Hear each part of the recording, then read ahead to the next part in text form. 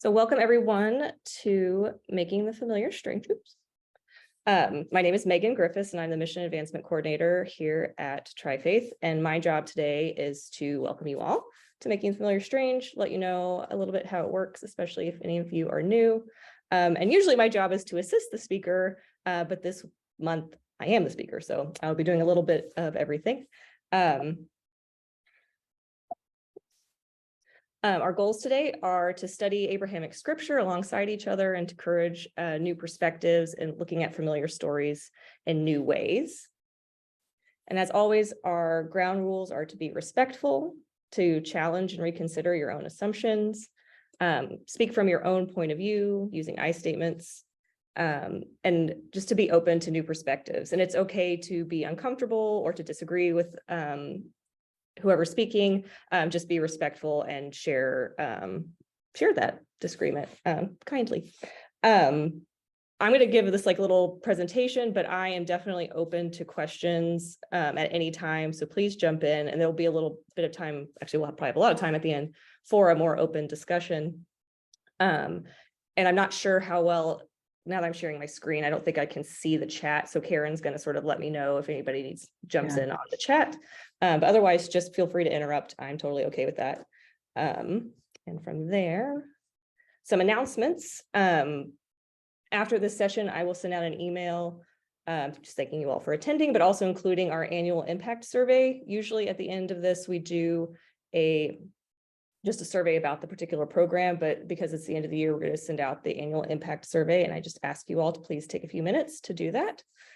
Other announcements: this Thursday at noon, we're having our open hearts, open minds, open conversations with Wendy Goldberg and the rest of the Trifaith staff, just reviewing the year that's happened, all of 2022, and then going into 2023 and things to look forward to ahead on that. So you're all welcome for that. Just go to our events page on the Trifaith website and register for that to get the link. And I do need a speaker for January's Making the Familiar Strange. So if you're interested in that, preferably somebody from AMI. I know Abdul's been working on some possible speakers. And also, if you're just interested in the year ahead in 2023, let me know. I'd be happy to add you to my roster.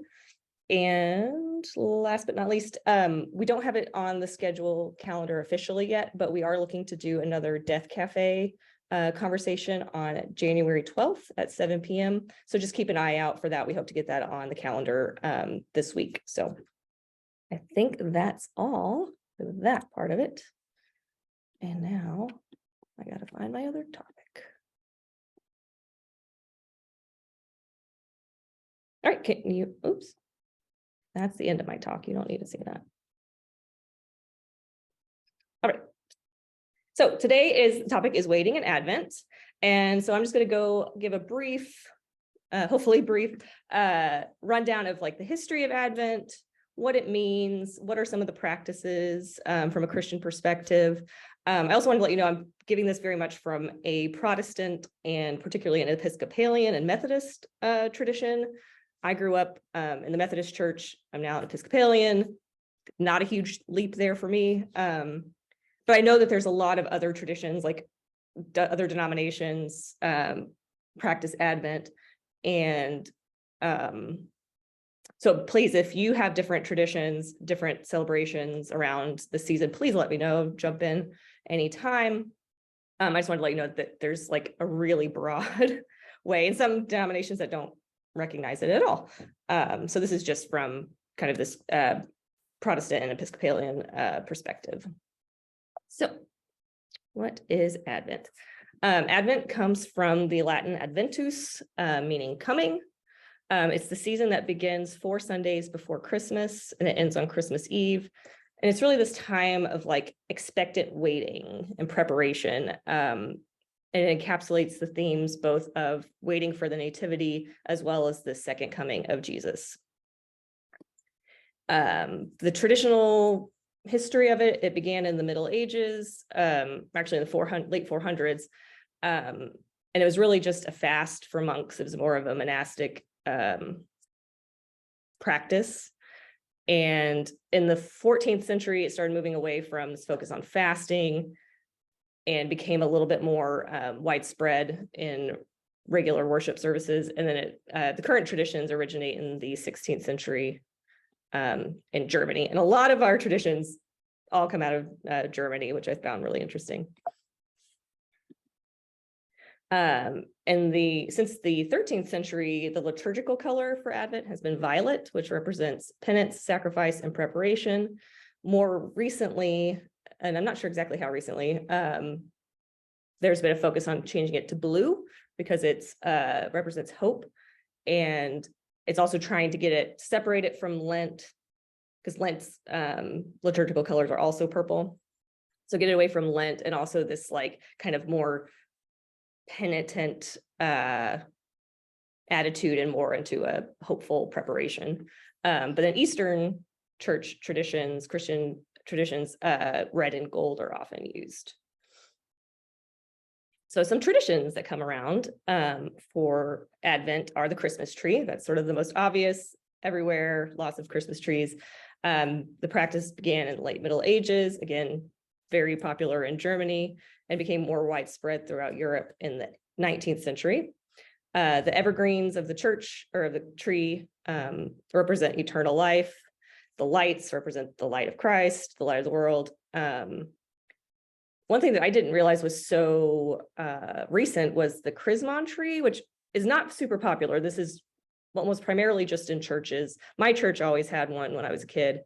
And chrismons are like little ornaments that represent ancient symbols of Christ or his ministry. So you'll see a lot of like the little fish or the Cairo, which are the Greek letters that Cairo of Christ, the first two letters of Christ. Correct me, Ben, if I'm wrong on my Greek. And they're usually gold and white. And so you'll see a tree that's all gold and white. And that's primarily just in churches. And again, I don't know how widespread that is, but that was something that I knew. And I just didn't realize it was so modern. And that was a thing that really surprised me through all of this, was like how recent a lot of these things are that seem like they're these ancient traditions, but they're actually not. Another one is the Advent calendar. This is typically just done in the home, and they usually begin December 1st and count down to December 25th, even though I should have put the exact dates of when Advent falls, because it's always the 4 Sundays before Christmas. So sometimes it's like this year it started November 27th, which is before December. So our Advent calendar didn't start until a little bit later. But it goes through, counts down the days of December, and usually it's candy and toys. It's primarily towards kids. Again, it's the 19th and 20th century German Lutherans started this tradition. And today you see like so many modern takes on this, because you get ones that have socks or alcohol, which I find a little, but you know, to each their own. Our calendar, my husband and I have, we have 2 this year, one for our daughter Ruth, who's 3, and I wish I brought it and I left it at my desk.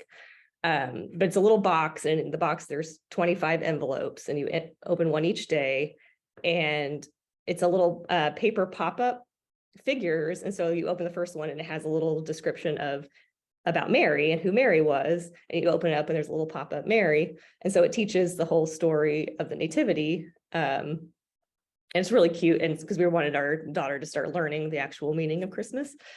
And then Ben and I have one that's just for, I guess for adults, but it's a escape room. And so there's a like little, the goal is to find a golden book. I can't remember if it's what the golden book is for. But each day is like a little riddle, and you have to solve the clue to figure out which box is the next box in the thing. And that's just a nerdy thing that Ben and I have done. But yeah, they just count down the days. And some of them are just calendars that you just move a little marker down, and then other ones have these doors or boxes that you open. And they're just a fun count down the days. Going back to more of like a church celebration, you have the Advent wreath. Again, 16th century German Lutherans. Became more widespread in the 1800s and didn't come to North America until the 1930s, which again, I was surprised that it was so late. And there's a lot of symbolism with the Advent wreath. So you get the circle of the wreath itself represents God's infinite love. The evergreens, again, are eternal life.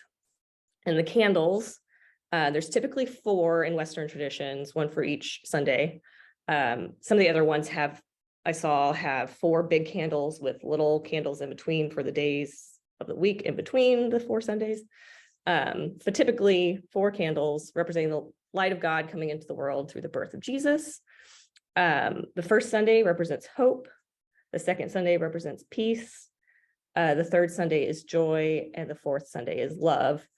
And they're usually purple or blue to go with the Advent colors, but the third Sunday is often pink, which represents joy, gaudete, which is Latin for joy or to rejoice. That's the liturgical color for that. And I don't know if there's any other Sundays where pink comes up.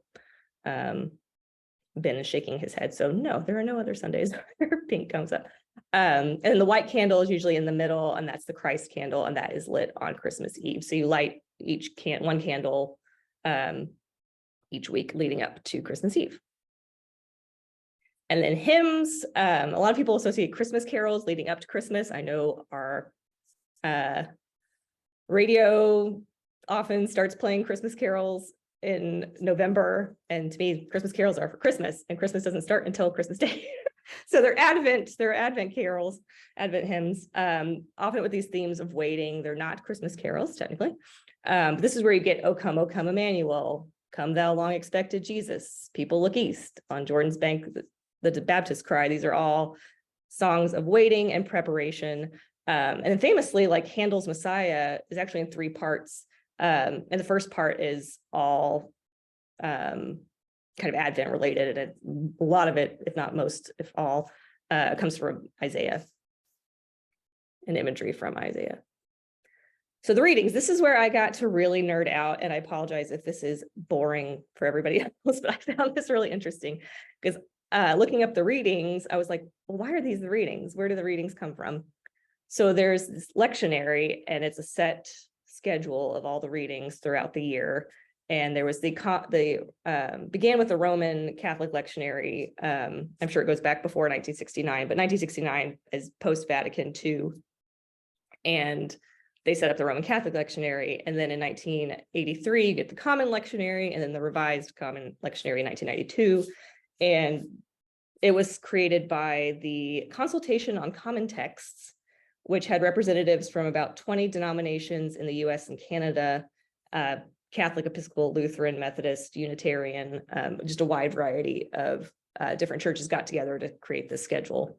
And it's a 3-year cycle with 4 elements. So each Sunday, there's a Hebrew Bible or Old Testament reading, there's a Psalm, there's a New Testament letter, and then the gospel reading for each Sunday. Oops. And then each year begins on Advent. So at each first Sunday of Advent, the new year starts. And so there's year A, B, and C. Year A is the Gospel of Matthew, year B, Gospel of Mark, year C, Gospel of Luke, and then the Gospel of John is used throughout the year, but it's reserved for Easter and other liturgical seasons. This year is year A, and it happens that all of the Advent readings for year A happen to be from the book of Isaiah. And so I wanted to go through each of those because they're really, I don't want to make the assumption that they're well known to everybody, but they were ones that like I really remember, and they come up in interesting places too. So if anybody wants to read each of these, I'm accepting volunteers. If not, I'm happy to read them. Anybody? I'll volunteer. Okay, thanks, Ben. Isaiah 2. The word that Isaiah, son of Amoz, saw concerning Judah and Jerusalem. In days to come, the mountain of the Lord's house shall be established as the highest of the mountains, and shall be raised above the hills. All the nations shall stream to it.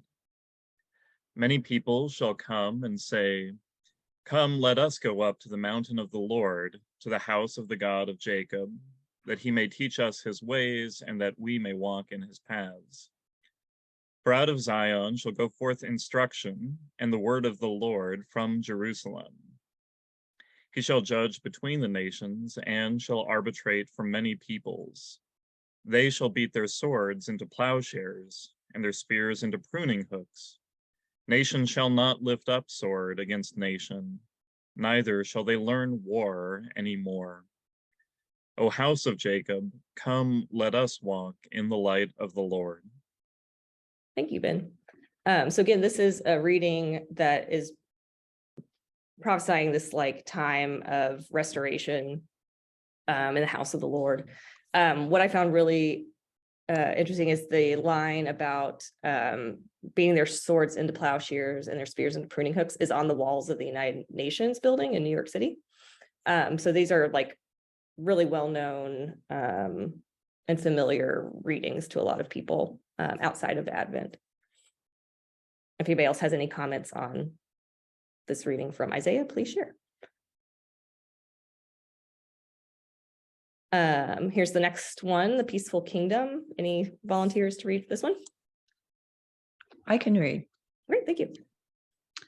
A shoot shall come out from the stump of Jesse, and a branch shall grow out of his roots. The Spirit of the Lord shall rest on him, the Spirit of wisdom and understanding, the Spirit of counsel and might, the Spirit of knowledge and the fear of the Lord. His delight shall be in the fear of the Lord. He shall not judge by what his eyes see or decide by what his ears hear, but with righteousness he shall judge for the poor and decide with equity for the oppressed of the earth. He shall strike the earth with the rod of his mouth, and with the breath of his lips he shall kill the wicked. Righteousness shall be the belt around his waist, and faithfulness the belt around his loins.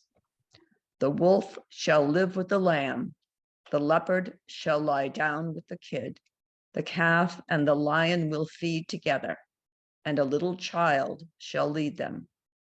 The cow and the bear shall graze, their young shall lie down together, and the lion shall eat straw like an ox. The nursing child shall play over the hole of the asp, and the weaned child shall put its hand on the adder's den. They will not hurt or destroy on all my holy mountain, for the earth will be full of the knowledge of the Lord as the waters cover the sea. Thank you, Judy. Any comments or anything anybody wants to say about this reading?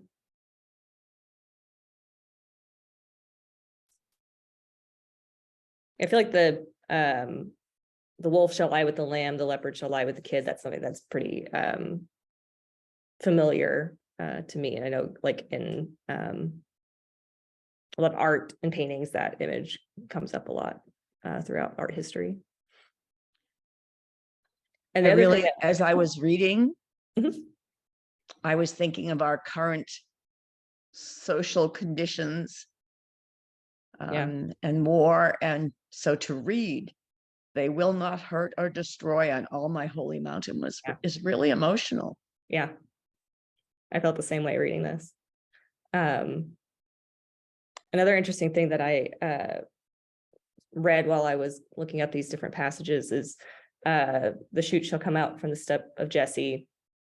That refers to the house of David, and the commentary that I was reading mentioned that like David was the unexpected, he was the youngest son, so he was like the unexpected son of an unexpected man.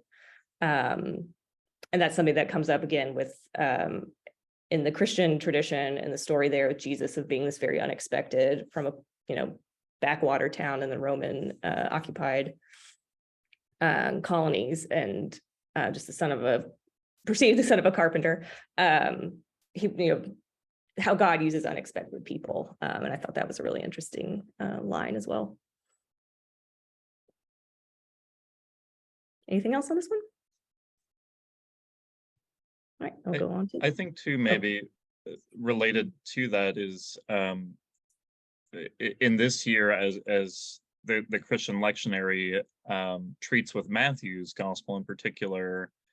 Matthew among the gospelers is particularly concerned with situating the life and ministry of Jesus within the context of Jewish understanding and Jewish prophecy.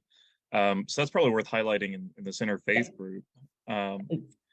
that Matthew's Matthew's paired with the Isaiah readings very intentionally, because he will draw on them in the way that he writes the story of the gospel and his understanding of who Jesus was. So yeah, and we'll get to that too coming up. So thank you, Ben.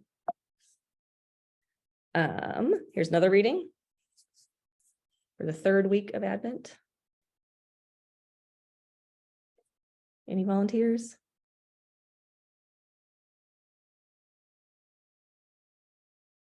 All right, I'll go ahead and read this one. This is the return of the redeemed to Zion. The wilderness and the dry land shall be glad. The desert shall rejoice and blossom. Like the crocus, it shall blossom abundantly and rejoice with joy and shouting. And the glory of Lebanon shall be given to it, the majesty of Carmel and Sharon. They shall see the glory of the Lord, the majesty of our God.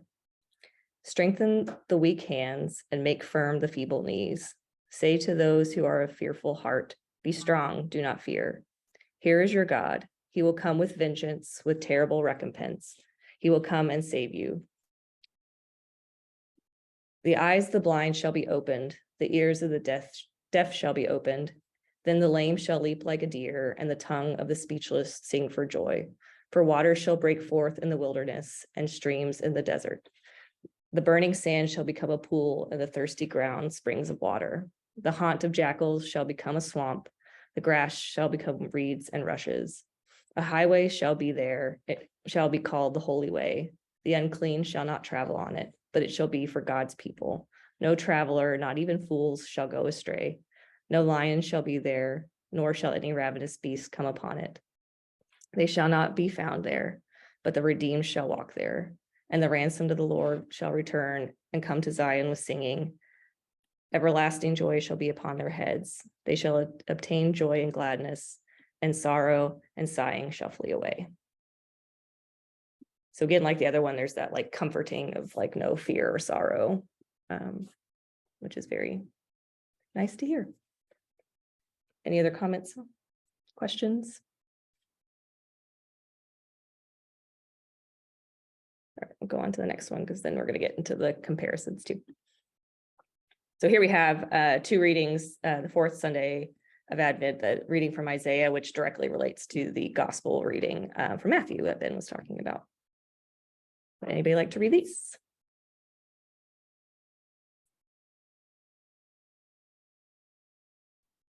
I'll give it a shot.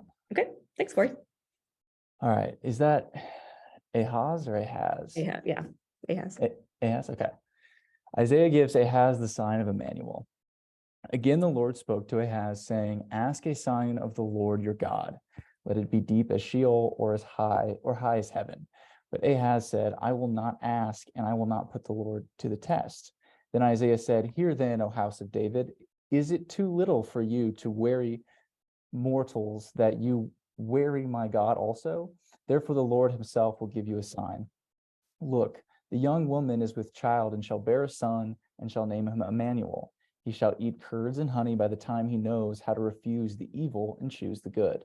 For before the child knows how to refuse the evil and choose the good, the land before whose two kings you are in dread will be deserted.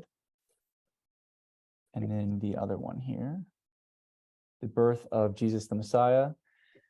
Now, the birth of Jesus the Messiah took place in this way. When his mother Mary had been engaged to Joseph, but before they lived together, she was found to be pregnant from the Holy Spirit. Her husband Joseph, being a righteous man and unwilling to expose her to public disgrace, planned to divorce her quietly. But just when he had resolved to do this, an angel of the Lord appeared to him in a dream and said, Joseph, son of David, do not be afraid to take Mary as your wife, for the child conceived in her is from the Holy Spirit. She will bear a son, and you are to name him Jesus, for he will save his people from their sins. All this took place to fulfill what had been spoken by the Lord through the prophet. Look, the virgin shall become pregnant and give birth to a son, and they shall name him Emmanuel, which means God is with us. When Joseph awoke from sleep, he did as the angel of the Lord commanded him. He took her as his wife, but had no marital relations with her until she had given birth to a son, and he named him Jesus. Thank you, Corey.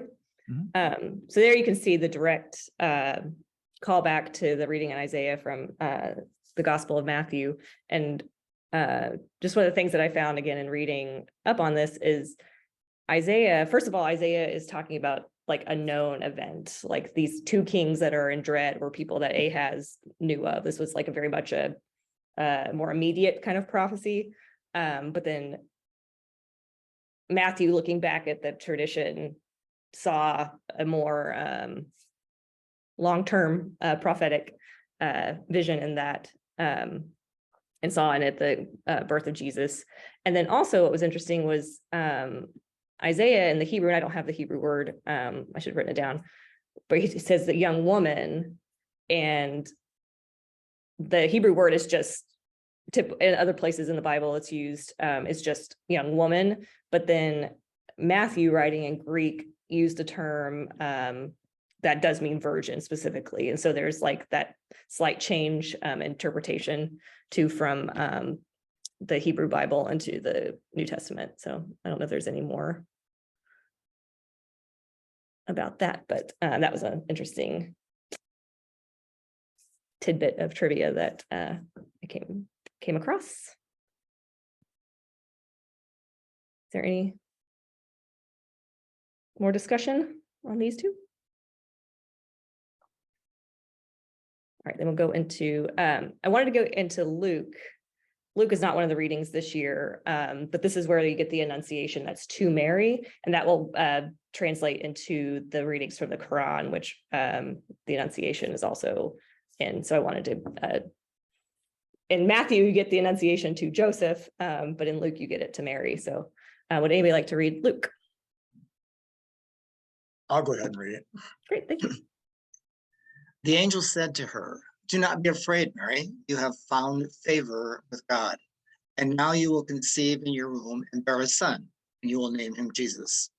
He will be great and will be called the Son of the Most High, and the Lord God will give to him the throne of his ancestor David. He will reign over the house of Jacob forever, and of his kingdom there will be no end." Mary said to the angel, "How can this be, since I am a virgin?" The angel said to her, "The Holy Spirit will come upon you, and the power of the Most High will overshadow you. Therefore, the child to be born will be holy, will be called Son of God." Thank you, Rick. And so I put this in because I wanted to directly compare it with the two chapters that are in the Quran, or two verses. Would anybody like to read these?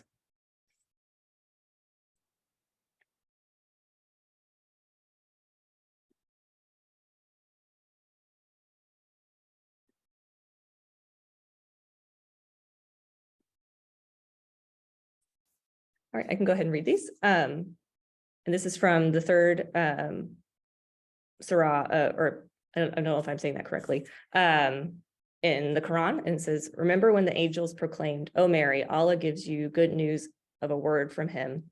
His name will be the Messiah, Jesus, son of Mary, honored in this world and the hereafter, and he will be one of those nearest to Allah. And he will speak to people in his infancy and adulthood and will be one of the righteous.' Mary wondered, 'My Lord, how can I have a child when no man has ever touched me?' An angel replied, 'So will it be. Allah creates what he wills. When he decrees a matter, he simply tells it, be, and it is.'" And then in the 19th book in the Quran, there's another iteration of this. And it says, "And mention in the book, O Prophet, the story of Mary when she withdrew from her family to a place in the east, screening herself off from them. Then we sent to her our angel, Gabriel, appearing before her as a man perfectly formed. She appealed, 'I truly seek refuge in the most compassionate from you, so leave me alone if you are God-fearing.' He responded, 'I am only a messenger from your Lord, sent to bless you with a pure son.' She wondered, 'How can I have a son when no man has ever touched me, nor am I unchaste?' He replied, 'So will it be. Your Lord says, it is easy for me, and so will we make him a sign for humanity and a mercy from us. It is a matter already decreed.'"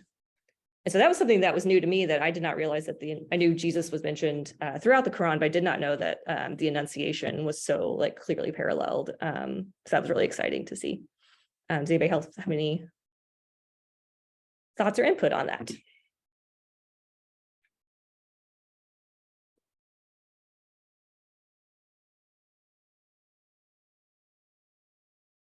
Oops, I've got some chats here. Let's see if there's. Okay, I cannot see the chat, so. Yeah, the Hebrew word translated as young woman or later virgin is Mhm. alma. Thank you. Thanks, Karen.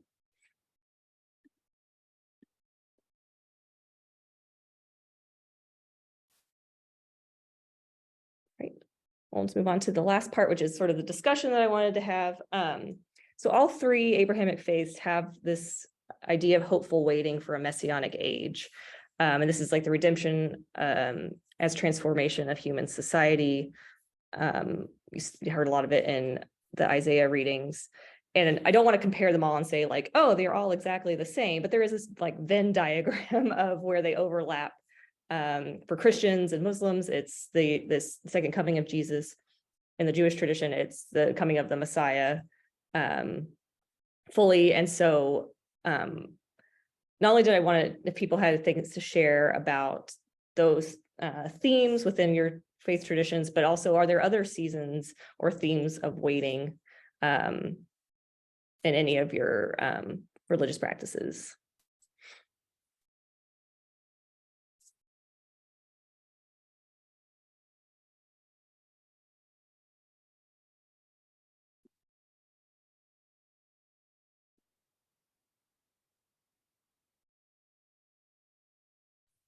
I do have a question about not that when the Messiah comes, but the conditions under which the Messiah might come might be different among the faiths. Yeah. Is there anybody that would like to speak to that from your tradition?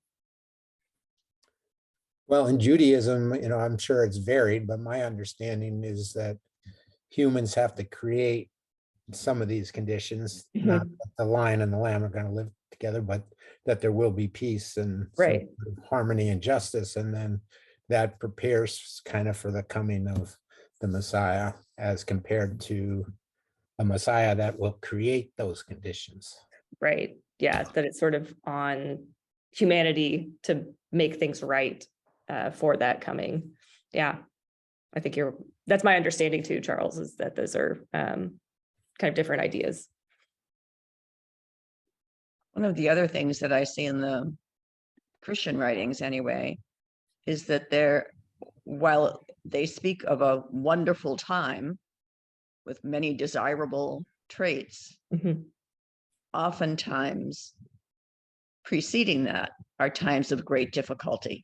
And we kind of skip those. Yeah. Right. And so it's when you only anticipate with great joy, sometimes you miss the struggle that is needed in order to bring us to that place. Right. Yeah. I think sometimes just the human condition and how often it is that we only learn through difficult circumstances, that God can make things super easy for us to learn. But we're the stubborn ones that don't get it, and then only learn through the kind of the stubborn consequences of our own actions. Yeah. I'll say kind of on that point, something that I was raised in kind of a church background. So something that's always appealed to me about the nativity story is we're talking about setting the scene. It's super bleak. You have a tyrant who's killing babies. I mean, infanticide is probably one of the darkest things you can think about. And this concept that no matter the depth of the darkness, there is a mystical spiritual component of God that always can grow a light in the midst of that. Right. And I think that there is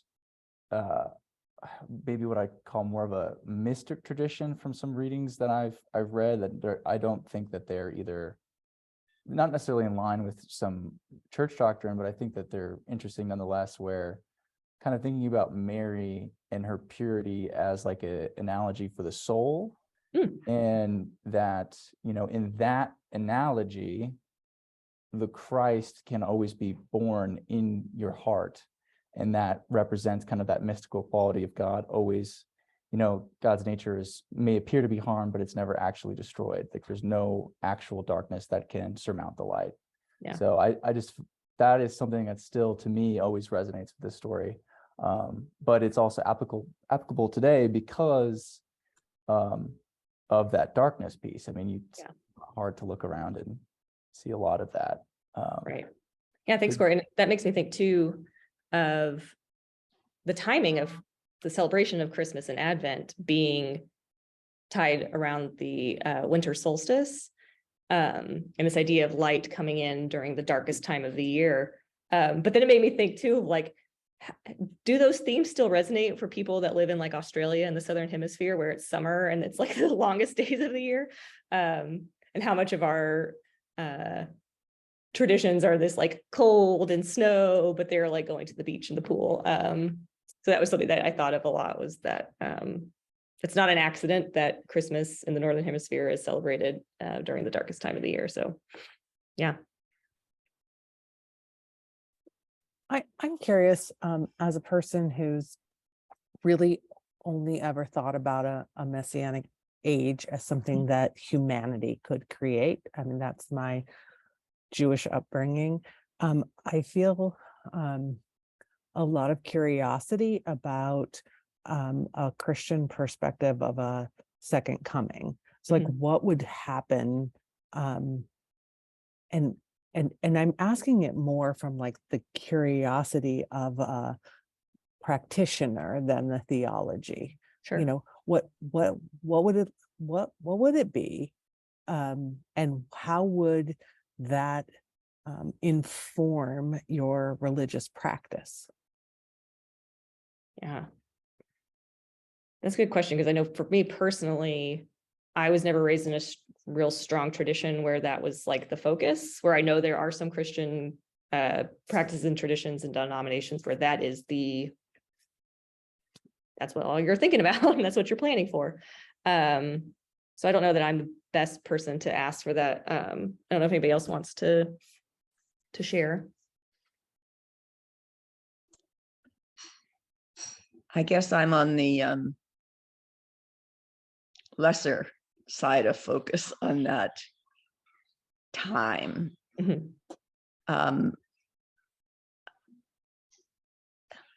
My feeling is that we need to do always the best that we can to live in assuming that this could be the moment, a moment, or it could be every moment has the potential for God's presence in it, rather than one time at the end of, I don't even know how to explain it. Yeah, I think it would be similar to you, Judy. Like I'm just not there with everyone's going to be smote except for the good people, and we know who the good people are. No. Yeah. Not me. Yeah, probably for every Christian, you're going to get a different idea of what that all means. But I think for me, it's that hope, probably similar to the Jewish tradition. It's hope that, one, I think it is our responsibility to bring about the kingdom of God on earth, meaning like loving our neighbor, doing right by the world. And that hopeful idea that things will be transformed, that we will return to the creation that God intended. But yeah, the idea that like there's going to be trumpets blaring and people descending into a lake of fire, that does not speak to me on a spiritual level, but that's other people feel very strongly about that. So Abdul, maybe this would be an interesting time for you to pipe in and give us a little perspective on hellfire, man. Is he available? Maybe not. Call them out. Sorry. He does so much heavy lifting for us. That's all right. I might answer. it's impossible for me to stay fully away from theology. I'm a priest at an Episcopal church, and Megan's husband, full disclosure. Yeah. But Thank you for being here. That's exciting. We get it's fun. bonus points, right? I do think in a like Meryl Streep, Devil Wears Prada, like you're wearing that blue sweater because 10 years ago they decided to have blue sweaters kind of way. I do think a lot of Christians live in this sort of dual timeline that comes out of the Reformation, where there's this sense that both God already redeemed the world by sending Jesus, and because of God's choice to love the world, there's no human sin that can overcome God's choice. But also human beings are called on to do our part in responding to that by trying to live it out in the age we live in. And there's this timeline, or this sense that however far we can get it, that's our calling as people responding in faith to what God's asked us to do and shown us as possible. But because we'll never be perfect in the way that God is perfect, there's this need at the end for God to kind of make up the difference and finish the work. And so I think there is sort of, I do think practitioners, myself included, have this sense that we are striving towards something that we may well never see in our lifetime, but that every step towards it is a faithful one and a joyful one, and that there's this great hope connected to it that we've already seen completed and which will be completed again. So I think that's kind of the Advent experience modeled throughout a whole lifetime of faith. Thank you, Ben. Do any of the others who identify as Christian on the call have a particular family tradition? I always think the behaviors part is so interesting in terms of what are people's rituals individually. I'm curious to know yours. Daily chocolate seems like a good strategy. Now that talks to me, but I don't do it, thank goodness. I think my grandchildren might do some Advent calendar kinds of things. And when I was doing liturgical dance with a liturgical dance company, we had an Advent service that we brought to various churches. And so anticipated, I think they more anticipated the birth of Jesus. So it was that kind of Advent, then talked about second coming. But they also, much of the material spoke to deepening our spirituality so that we could live comfortably, not comfortably, live meaningfully in the now. So, Thank you.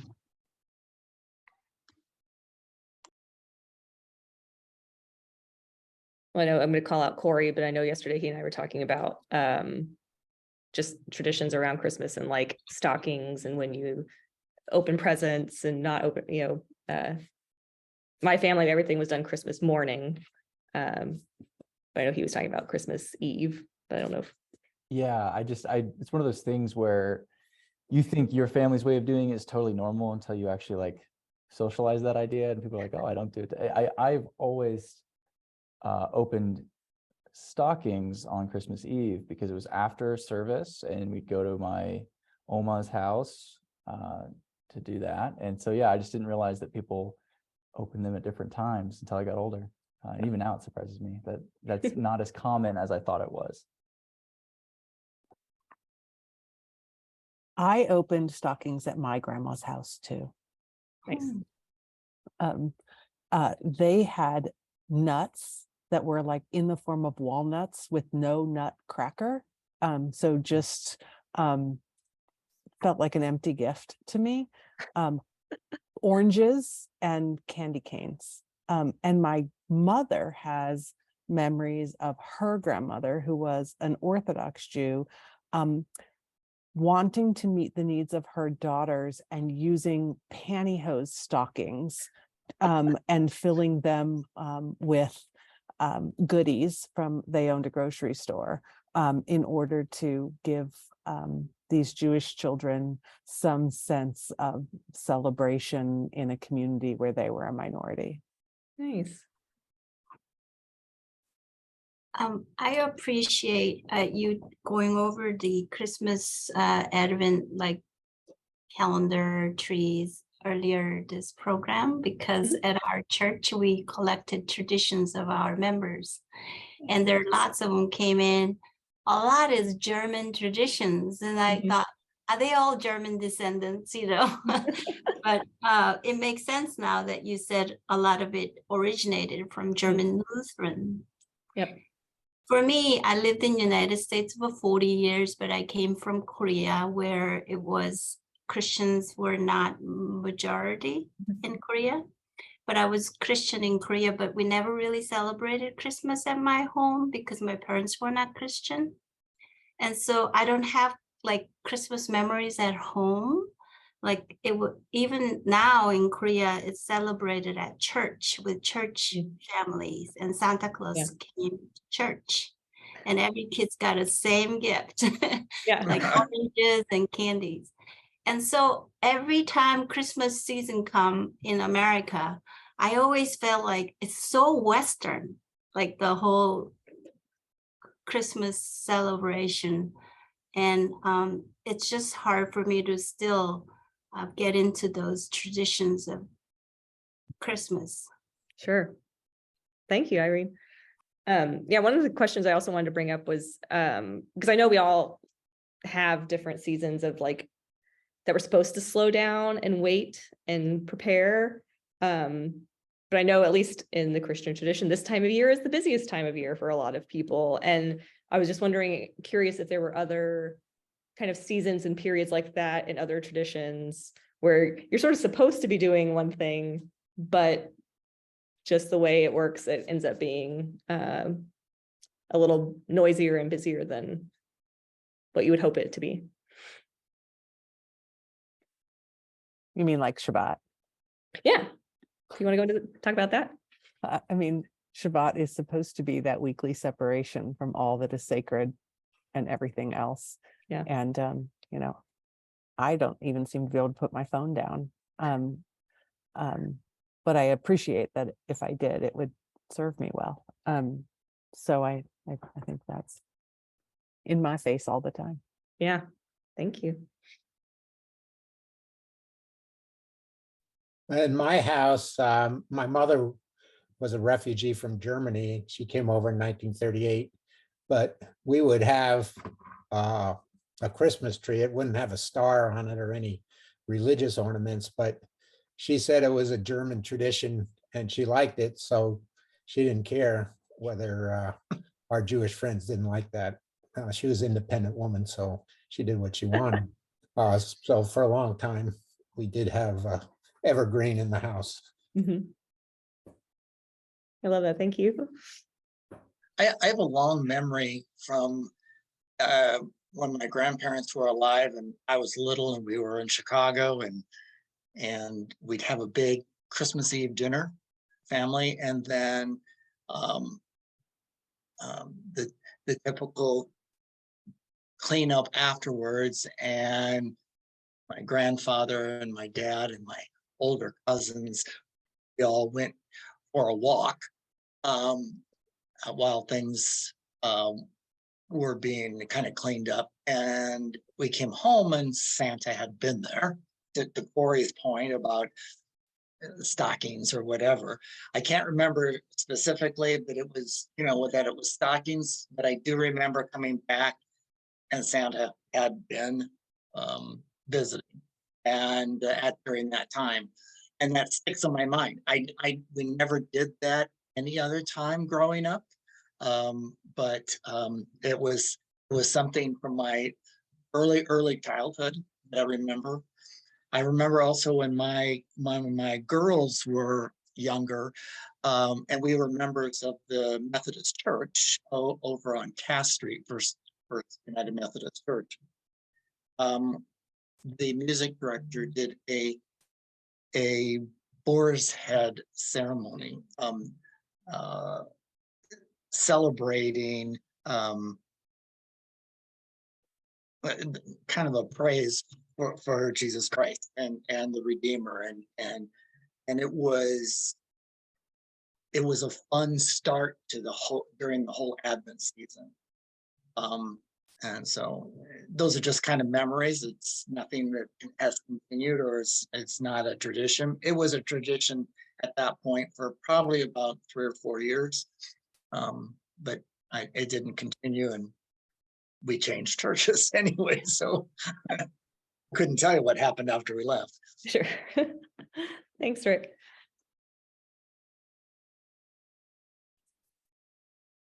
I can share a real quick family tradition too, or ethnic, but my grandmother was a Lithuanian refugee after World War II, and she was a Lithuanian Catholic. And on the night of Christmas Eve, there's a traditional meal of 12 different dishes of fish. And I don't know if this is official or if this is simply how my grandmother explained it, but she always told us it was to give all the animals a break that night from being served, I guess. And so that kind of harkens a little bit to those Isaiah readings of, peace among the animals of the world. But we always ate fish on Christmas Eve, and my mom kept that tradition for a long time. Mm. I love hearing about food traditions. Are there others? Jews are supposed to eat Chinese food and go to the movies, is what I've always been told, but I don't really like Chinese food. So, Charles, did you ever hear that? Yeah, Or I Car- heard or that. Karen? I heard that. I think it got started because a lot of the Chinese didn't celebrate Christmas, so their restaurants were open. But actually, we're looking for a Chinese restaurant that's open this Christmas. So if anyone knows one, I grew up in a fundamental Baptist house and we were German descendants, so we had a lot of German foods, and one that I remember fondly, because Christmas was a mixed bag for me, but was Mom made Stalin from scratch, and it's better than the traditional fruit cake you hear so much about, and a lot more taste to it than I remember. But that was the one main thing that I wish I could have coming forward now, because now we celebrate mixed home because found out that was Jewish heritage, so came to Judaism. So we have a Hanukkah on the mantle, and we have a Christmas tree nearby. And it's been good having that mix of traditions and making new ones. Yes, I love that.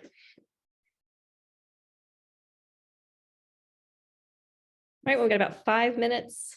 I don't want to take up any extra time, but if anybody has anything else they'd like to share, any traditions or just thoughts about. well, I will. I'll since we have some time. Yeah. I will share something. My father, before he died, he wrote some memories of his childhood, and one of the ones he wrote about that he was pleased with was he grew up in Brooklyn, which was kind of a Jewish neighborhood, and he remembers that his father, who didn't drive, would get his uncle or something to get a taxi, and he would dress up as Santa Claus on Christmas Eve, and he would get presents, and he'd go to all my father's cousins' houses, and my grandfather was a family of 8, so there were a lot of cousins, and my grandpa Abe would give out gifts on Christmas Eve, even though I think my grandmother kept a kosher home. So I don't know exactly how my grandfather got into this tradition, but it was one that my father remembered his whole life. Oh, that's great. I love that. I grew up in a very rural town. It isn't rural now, but it was that many years ago. And parents were encouraged to bring gifts for their children to church to school actually. And they were wrapped. And I don't know how many men they had for Santa Claus, but Santa came to our homes. I don't think it was Christmas Eve. I think it must have been just before that. And he had a gift for every child, as far as I knew. But we were pretty, I'm trying to think. I think we were pretty Christian town or agnostic, one or the other. I don't recall having other faith communities in our little town.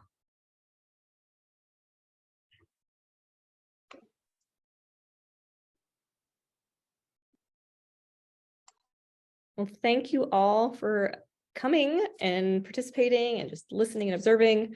I really appreciate it. And again, if anybody is interested in presenting next year, please just email me, Griffiths, GRIFFITHS @trifaith.org. And I can get you on a list and we'll start planning for next year. But until then, have a happy new year, everybody. However you celebrate the coming holidays. I hope it is happy and warm and not too stressful this time. So thank you all, and we'll see you in January. Thank you. Thank you. Have a good one. Everybody. Thanks.